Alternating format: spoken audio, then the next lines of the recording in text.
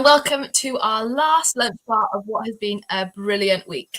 My name is Eleanor and I'm a third year theology and religion student, and I'm so excited today. We're going to be diving into a big question looking at, does science explain everything? Which might be something that you've thought about before, might be something that's been thinking about especially during the past year, or maybe it's never crossed your mind and this is the first time we're going to be thinking about it. But either way, you're so welcome.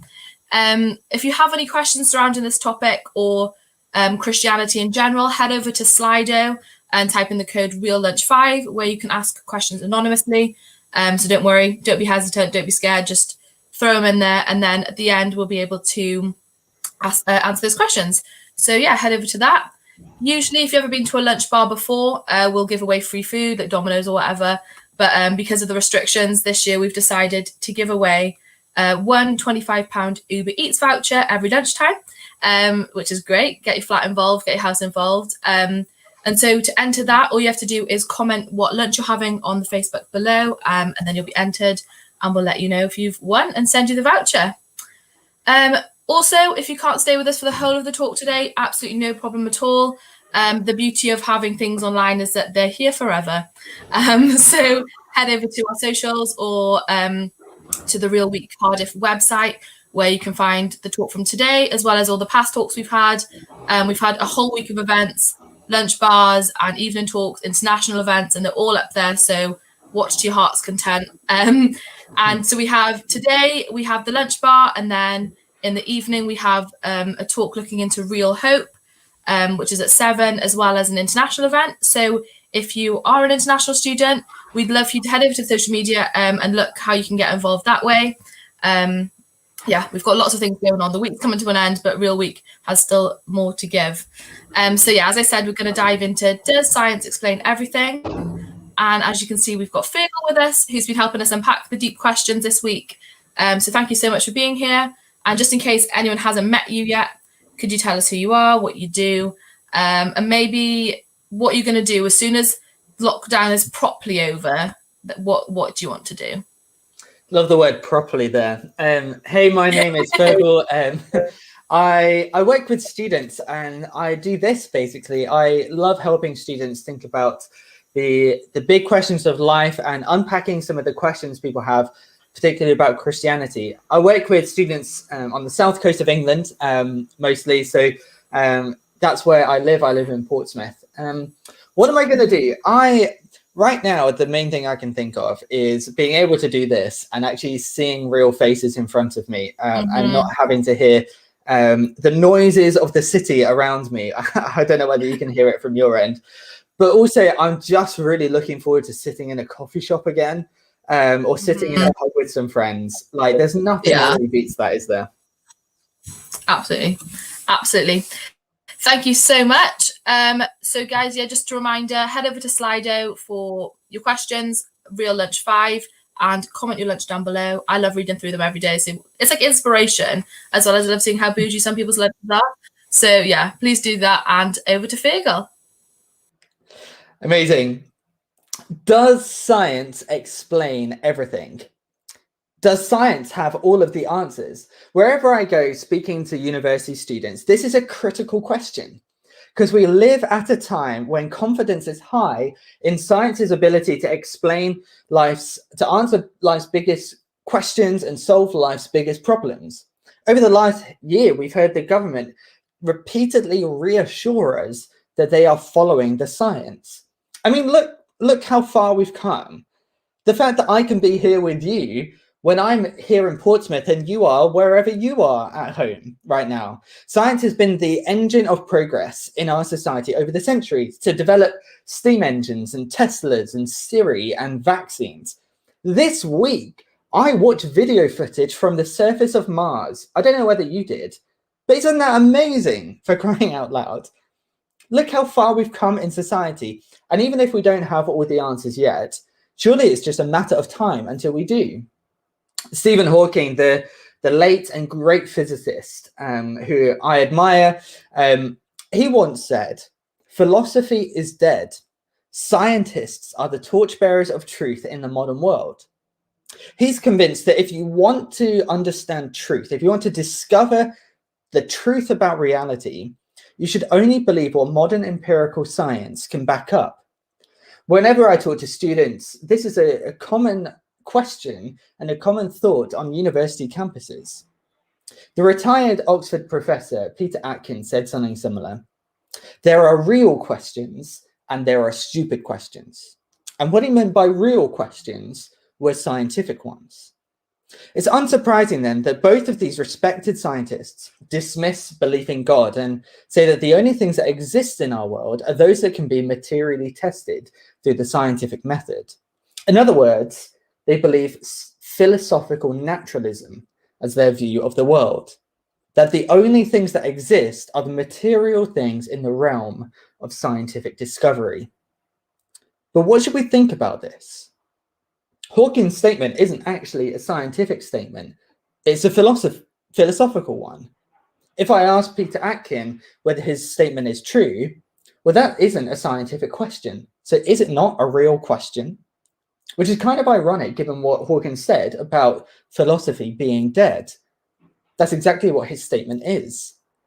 In fact, the view that science explains everything was dismissed at least 100 years ago in academia.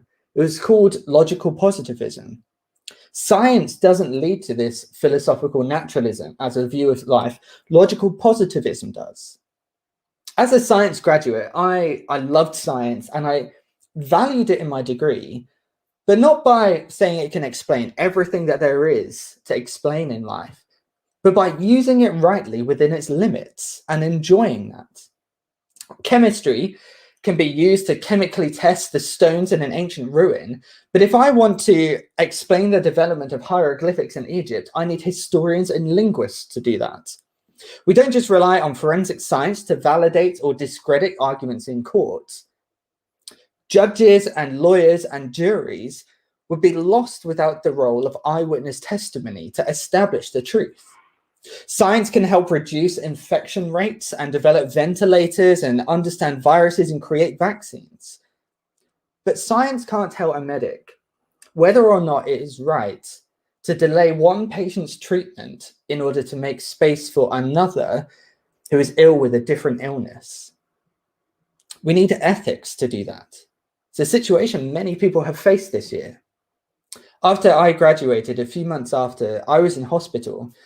Doctors were trying to diagnose what was wrong with me. And I was in a ward where I was stressed and confused, and at times it was lonely, although I did have people visiting me. But I was in a ward with someone who had terminal cancer. I was in a ward with someone who had severe alcohol poisoning. And I was in a ward with a guy who played guitar for the kind of singers that our grandparents would listen to. One night, I was awake, everyone else was asleep, and I heard his last words. He was giving a speech as if he was at an award ceremony, thanking all the people who had loved him in his life, who weren't there. I wrote them down to give to the family. But in the night, when you're feeling those things, it's really easy to stare blankly at reality and ask, if this is all there is, if I'm just carbon and matter and chemistry, if this universe has existed long before me and will long after me, and it's all by chance anyway, then who's to say that I matter? Science, without science, I wouldn't have had the treatments that led to my recovery. But science isn't where I go to find out whether I matter. If we say that science has all the answers, if science is the only paintbrush that we can use, then we not only paint a world in which there is no God and only matter, but also one where we cannot say whether human life has any intrinsic value or worth. We cannot say whether any ethics are objectively true, ultimately. And we cannot dismiss the truth that's found in all kinds of other disciplines. So surely science can't explain everything. But if there is more than this, if there is a God, as Christianity says, then is science how we would expect to know? Science can helpfully point us to a finite point in history where our universe began to exist. We might know of it as the Big Bang. It can point us to the extreme improbability of our universe existing at all, let alone harboring life But neither of those things can conclusively say that there is a God, even if it makes it seem possible. One of the earliest accounts of Jesus's life from the first century was an eyewitness testimony by someone who knew him, by someone who followed him. And he wrote down not just the historical things that Jesus said and did, but also unpacked the implications for that in the philosophical context of its time. He was called John, and he wrote this at the start of his account. In the beginning was the Word, and the Word was with God, and the Word was God. He was with God in the beginning. Through him all things were made. Without him nothing was made that has been made. In him was life, and that life was the light of all mankind. The light shines in the darkness, and the darkness has not overcome it. The true light that gives light to everyone was coming into the world. The Word became flesh and made his dwelling among us, and we have seen his glory, the glory of the one and only Son, who has come from the Father, full of grace and truth. No one has ever seen God, but the one and only Son, who is himself God, and is in closest relationship with the Father, he has made him known. John's claim is that God has revealed himself in human flesh in history. The fact that someone claimed that obviously doesn't mean that that happened, but it does mean that bringing science into the conversation is like trying to use a heart monitor to take someone's temperature when we could use a thermometer. Good tool, wrong use. There are other ones available. Science is beyond its limits to say anything final about the reality of God.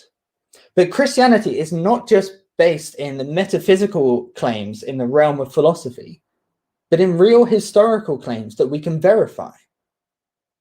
In his renowned book about the resurrection of Jesus, leading historian Guy de Vermeers, who is not a Christian, claimed that all of the historical evidence available to us points to the fact that the historical Jesus of Nazareth not only existed, but really must have risen from the dead. But, he says, no matter the evidence, we can't believe that because we're scientific people, and scientific people don't believe in resurrections. But I think he scores an own goal there. He's owned up to his assumptions that he's already made up his mind before he's begun. You see, biologists can give you and I a detailed account of bodily decomposition that happens after death. And they can tell us all about what happens to bodies as that process takes place. But science can never tell us if resurrection is impossible. That's beyond what science is able to do. Just like science is unable to say whether resurrections can happen. But for Guy de Vermeers and for many others, if science can't explain it, then we can't believe it. But science by definition is not opposed to this. Science by definition is not opposed to the idea of there being a God or anything that God might be able to do. Logical positivism is opposed to it. Philosophical naturalism is. But we've already seen how hollow life is and truth is when we say that only science can explain everything. The idea that God was in humanity as a person wasn't a claim that many believed at the time. Prior held assumptions about who God is meant that in the religion of the day, God becoming a human being was unthinkable. It was totally off the cards. The things that Jesus said and did would have only been okay if he really was God, which is exactly why he was tried and then executed for blasphemy, for, in their eyes, pretending to be God. No con man would go so far unless they were totally delusional. But what kind of delusional person would convince such a skeptical crowd unless, as they said, they really did see him rise from the dead? Tonight, I'd love to unpack that a bit more as we talk about real hope and what that means. I'm not trying to prove God or miracles in this talk. That wouldn't be possible in the time that we have. But I am wanting to say, are we really ready to say that science has all the answers? I would say it's more honoring of science if we look at what science is there for and use it within its limits. But it does leave us open to the possibility that actually, maybe if we've dismissed Christianity on the basis of science, we've actually been misusing science. You might have all kinds of questions. But if what John is writing is true, then it does give us all kinds of answers. It tells us that every human being matters to God, which is why he came into this world. It gives us answers about what the solution to all the brokenness in the world is. It gives us a framework to work out how we can live. And it gives us a sense of meaning and purpose and real love and real hope, as we've been talking about this week. You may have all kinds of answers, but I'd really, really encourage you, don't dismiss Christianity based on what might sound credible to many people when they use science in this way. Think about what science is for, and why not investigate the real claims of Christianity? I'd love to answer any questions that you have, but I'd really encourage you to come tonight. If Jesus is who he says he is and is risen from the dead, it changes everything for you and for me. Thanks for listening.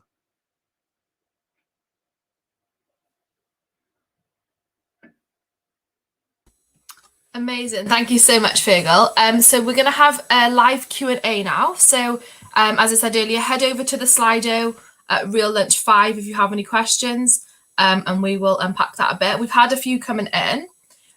So if you wouldn't mind starting off, Fergal, with what evidence is there for God creating humans? It's a really great question.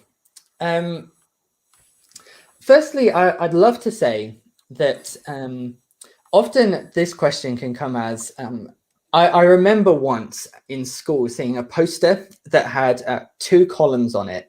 This was in the RE block. Evidence for the Big Bang, evidence for God creating, as if there were 2 opposing arguments.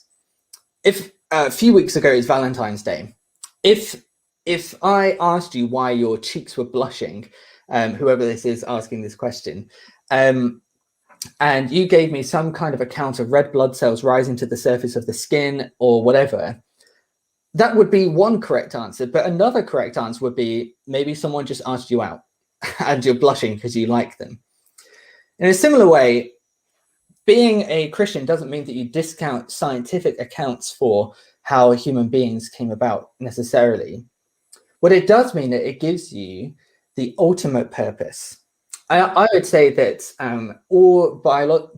everything in biology has never come to an account of how life itself, I don't mean species there, I mean life itself came about in a very lifeless world of rocks and matter and elements.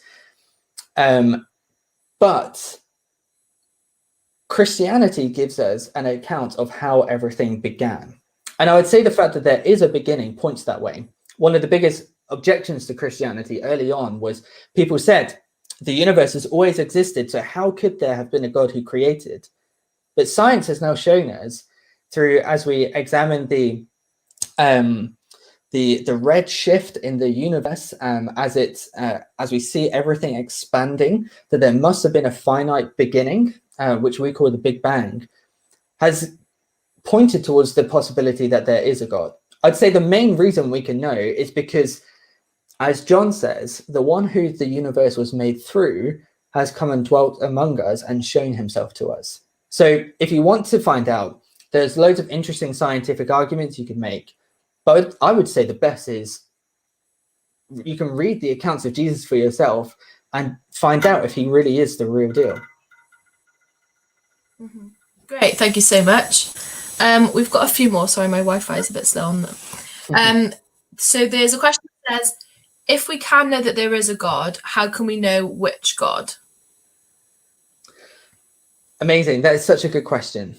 I think that's really important because lots of the classic arguments for God's existence didn't originate with Christianity or aren't exclusively used by Christians. So some of them that begin with everything that begins to exist has a cause of its existence. The universe began to exist, so therefore it must have a cause. And that's an argument that's been used by Christians and also by many Muslims. I know some of my friends who are Muslims have used that argument in conversations as well when they've been discussing with some of their friends who have questions about the reality of God. Which leads to the obvious question, How do we know which God? I would say the best answer to that is if God has revealed himself. There's a story of some men who are blindfolded, who are trying to figure out what is in front of them, and it's an elephant, and one of them grabs a trunk and says, oh, it's a snake. Another one grabs a leg and says it's a tree. Another one grabs its side and says, oh, it's a wall. And some people say that's what Christianity is like, or what religion is like. We feel our way and we only have parts of the truth. But I think that undermines itself, because it says the person telling this story is the one who sees the whole picture, who knows that there's an elephant. Christianity is different, because it says we are not blindfolded people working our way to figure out God. But if you can put it this way, the elephant speaks. The elephant says, I'm here, I'm an elephant. And that's exactly what we believe Jesus said and did. He said, if you've seen me, you've seen God. So I would say, look at Jesus. He is the revelation of who God is in Christianity. Fab, thank you so much. We've had one that's just come through and is soaring to the top. And it says, what are your thoughts on Christianity constantly changing its interpretation of the Bible to keep up with scientific discovery? Quite a long one. That is a really great question. There are many things that could be on the mind of the person who asked this. I suppose one of the classic ones is how Christians have dealt with evolution. And some people, and there are many Christians who do believe in evolution. You could say Francis Collins, who was involved in the Human Genome Project. You could Google some people like Tim Keller or Andrew Wilson. Many of my friends who are Christians would say that they do. The Pope himself has said that you can be a Christian and believe in evolution. And although the Pope may represent Roman Catholics, I think we can safely say that he is also a spokesman within Christianity as well. And so many people would say, well, how? When the Bible seems to say, doesn't mention evolution. And some people would say, well, the early accounts of how the universe came to be in the Bible are not meant to be historically rigid, but are poetic, which means that it doesn't necessarily have to have happened in the exact way it says. Now, is that a reaction to Charles Darwin and his Origin of the Species? I would say no. Maybe the belief in evolution is a result of it, because he was one of the first who put it in the way that he did. And the idea of evolution has evolved since then, as I learned when I was studying it. But there are many, many Christians before Charles Darwin had been born, at least by 1,000 years, who were saying the early accounts of creation at the start of the Bible don't necessarily have to be historically rigid in that way. You could look at Augustine or Origen or many other ancient writers. You might need to play around with their spellings. But there are many other things. I would say that often it comes across as Christians changing their minds, when actually what it might be is that Christians believe that God reveals himself through him coming into this world, and then through the written word about him, but also in the real world that exists. And I don't mean that as in like the Bible is unreal, but if there is something in reality that science discovers, then that has to send us back to the Bible to say, maybe we've misunderstood. Maybe we've put our assumption about how the world works onto our reading of the Bible. And thank you, science, for showing us that we had that preconceived idea. Now we can see it more clearly.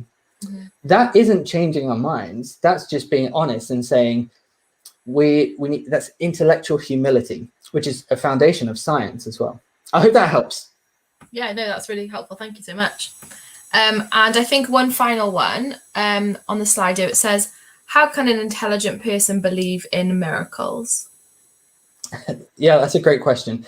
I mentioned the resurrection of Jesus, and I guess that's the biggie in the New Testament. And tonight we're going to be looking more at that. And I mentioned some of the historical evidence. I'll mention more of it later tonight when we talk about real hope.